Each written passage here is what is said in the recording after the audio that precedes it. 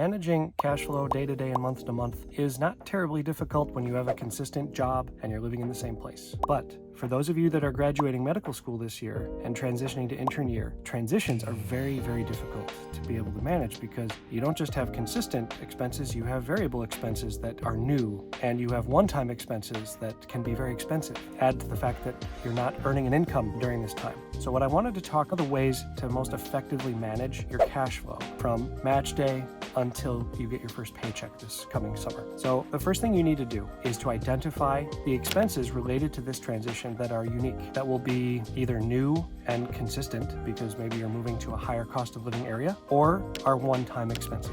And you need to put this into a spreadsheet. So we call this the variable or one-time expense area. Here are some examples. Moving truck expenses, staying in hotels along the way from where you're living now to where you end moving to. Security deposit. Some places they require first and last month's rent, so we could be talking about $2,000, $3,000, $4,000 depending on where you're moving to. What you need to do is write all these things out, and it might take some time to realize, oh yeah, there's this, there's that. It might not come to you right away, so you need to set aside some time to write this out and put them on a spreadsheet. And even if you don't know what those expenses are because you haven't matched yet, you don't know where you're moving to, writing out these expenses and leaving a space or making estimates can help you to start to formulate a plan. So you add all these things up: moving expenses, security deposit, anything related to this transition that is unique and a one-time expense. Then you do need to go back to your regular budget. Now, hopefully you made a budget for day-to-day living expenses in school, and you need to apply that to the degree that it still applies during this transition. So groceries,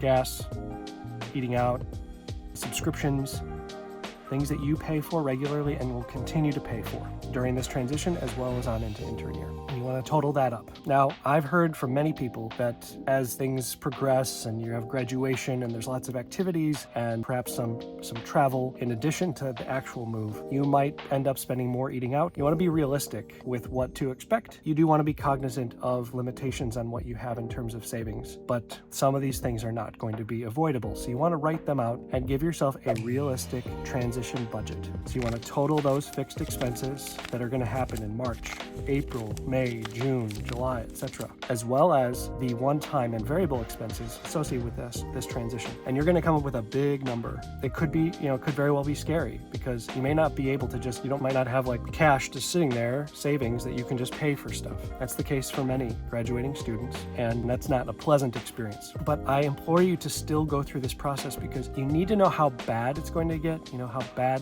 the expenses are, how much it's going to cost you. It's better to know what's coming and to be able to have some time to think. I don't have any great options here, but what are my best options? What's going to be the best way for me to successfully make this transition and being able to maintain good health and focus on intern year? Because it's a very, very good thing that you'll have matched and you'll be excited, and to be able to have the money stuff figured out so that you have a plan is well worth it. So you have this big number and you're like, okay, I've got X number of dollars I've got to come up with because my last loan disbursement was in January and I'm not going to get a paycheck until July 1st at the earliest, often July 15th, August 1st, or August 15th, depending on the structure of your program's payroll. Sometimes they pay once a month. Your payment starts July 1 through July 31st and you don't get paid till August 15th. Others get paid every 2 weeks. Some programs will pay a small portion for the days in June that you worked. So you don't know what that is yet, and so you have to kind of plan out for all those months what that expense is going to be. And now you got to figure out, how am I going to pay for it? Now, if you're fortunate and you have some savings, of course, use savings to be able to pay for these things.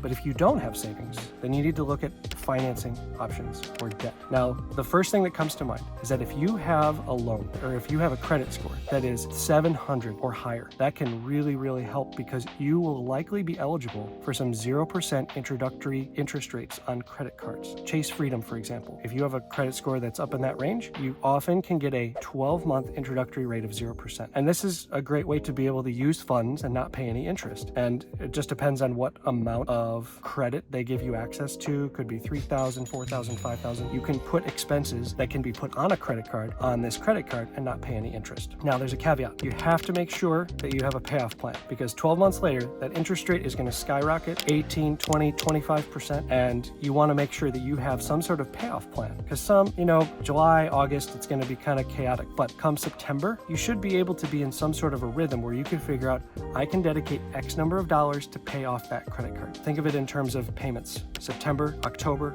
November, December, January, February, March. 7 months presuming you took this card out in April, you have 7 months before interest starts to accrue. So if you borrowed $2,100, you need to plan to pay $300 toward this card, because the minimum payment will not get you debt-free if you just pay the minimum payment. So you have to pay like $300 a month in this hypothetical scenario. And if you do that, then you'll be able to be debt-free and you'll have used credit without paying any interest, which is fantastic. Now, your next option, if you don't have that good a credit, you can look at personal loans. And there are some lenders that are specifically geared toward physicians. If you have matched, there's a company like Doc-to-Doc Lending, for example. They're specifically designed to work with you to help you make the transition if you need to take on a personal loan. Of course, whether you use Doc-to-Doc, Panacea, SoFi, any of you are going to pay interest, and it may be unavoidable in this scenario if you don't have savings and you don't have a high credit score. So you might have to take on a personal loan in order to bridge this gap. I want to encourage you in this regard, because I've seen so many physicians who have finished training and they start earning their attending paycheck,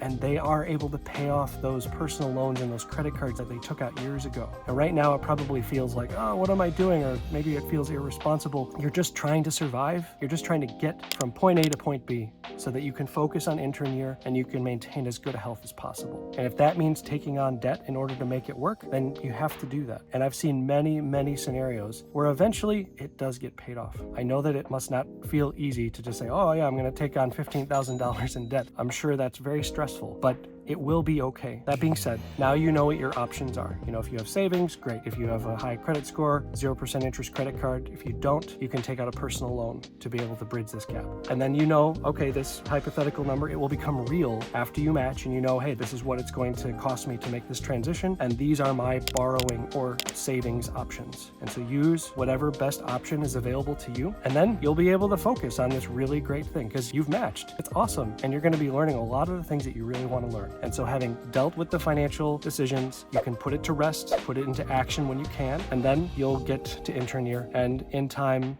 any debt that you've had to accrue for this transition, you can address in time. But this way, you're able to pay for the things that you need to pay for and get started with intern year.